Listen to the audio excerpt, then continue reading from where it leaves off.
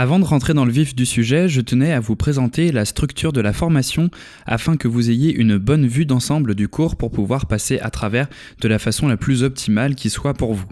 J'ai découpé cette formation en 6 grandes parties que vous avez devant vous. La première partie, c'est celle que vous êtes en train de regarder. Je vous conseille vivement de visionner les différentes parties dans l'introduction car elles contiennent plein d'informations qui vont vous permettre de suivre le cours de la bonne façon. Dans cette partie d'introduction, je vous montre par exemple comment utiliser tous les outils qui sont à votre disposition, que ce soit le lecteur vidéo d'Udemy, les quiz ou encore les exercices de code. Il y a quelques subtilités qu'il est important de connaître et donc je vous explique tout ça dans la partie d'introduction. Ensuite, on a la partie de configuration, donc on est un peu obligé de passer par là avant de commencer à coder en Python.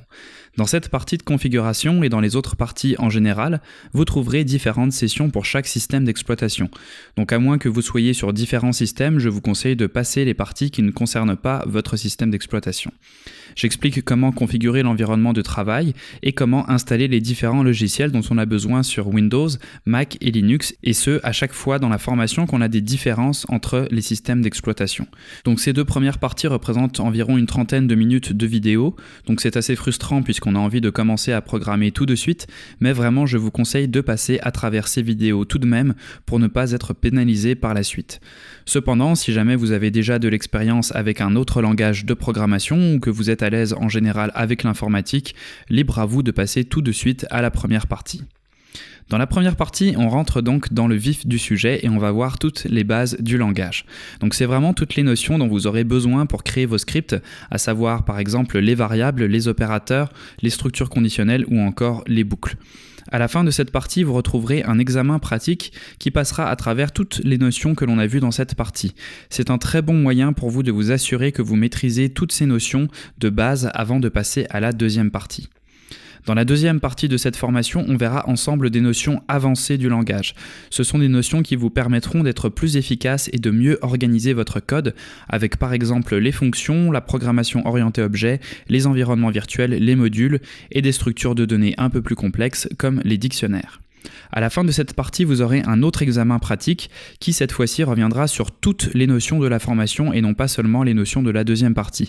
Donc c'est un examen assez long qui vous prendra probablement entre 30 à 45 minutes de travail, mais avec ça vous aurez une note à la fin qui vous permettra de savoir si vous maîtrisez bien toutes les notions de Python, puisque dans les parties qui suivent, on va mettre tout ce qu'on a appris en pratique dans des projets plus complexes. Donc ne vous inquiétez pas, tous les projets ne sont pas uniquement à la fin.